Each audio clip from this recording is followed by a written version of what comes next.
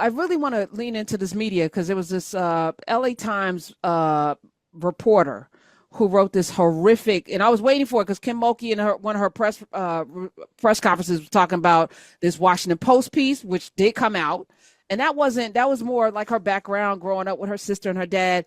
That wasn't as problematic as this LA Times piece, which categorized the girls. It started, I don't even want to read it because it's so horrific and I don't want y'all to read it, so we're not posting it. But it was so bad that Kim Mulkey addressed it again. But Jamel Hill even, has been out saying some stuff. But the man, his name is Ben Bolch, Bolch. Is that Bolch or Bolch? Blotch, whatever your name is. You're a horrible person. Apparently he does this a lot. And he's the type of person. I started my career as a sports writer. Many of you know that because you listen to the show. I started my career as a sports writer, and everybody in the sports room looked like this man.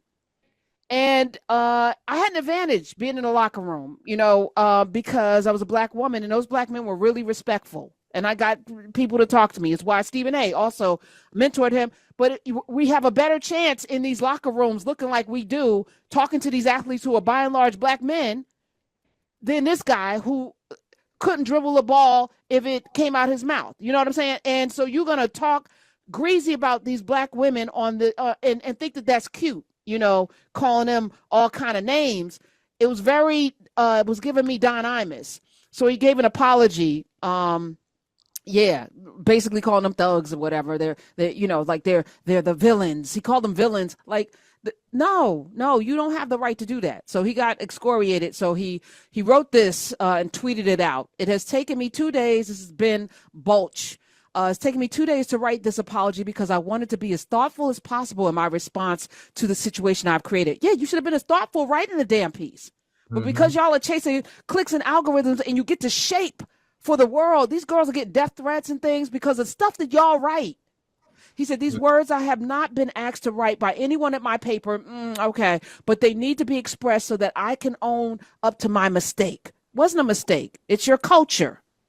Words matter. As a journalist, no one should know this more than me. Yet I have failed miserably in my choice of words. In my column previewing the LSU UCLA women's basketball game, I tried to be clever in my phrasing about one team's attitude using alliteration while not understanding the deeply offensive connotation or association. You don't understand when you are painting black people as villains? You don't know that that's a problem? I also use metaphors that were not appropriate. Yes. Our society has had to deal with so many layers of misogyny, racism, and negativity that I can now see. Now you can see your ass got gray hair, okay, which means you don't live long enough to either know, or if you don't know, this is the problem in this country. I now see why the words I used were wrong. Now you see it. It was not my intent to be hurtful. So you didn't see it until the people came for you. So before that, it was fine because somebody read it, an editor read it, another editor put a headline on it, another editor pressed the send button. So all the white men or women that read your piece and put it out, they also are responsible, by the way. Okay. It was not my intent to be hurtful. What was your intent?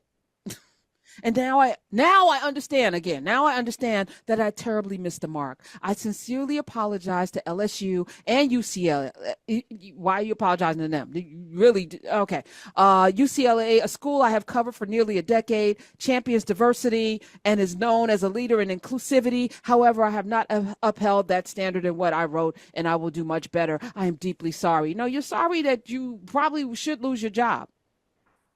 You're sorry that your time has passed. You're sorry that you're sitting there as an old middle-aged white man who has no talent outside of excoriating or demeaning young girls who are better at their life than you are at yours, better at doing what they're doing than you are at yours. That's what you're upset about. You're upset that you've been called out and that the times are different now. You can't just say whatever the hell you want, no matter what it looks like, even if Trump gets back in the office. We're not standing for this.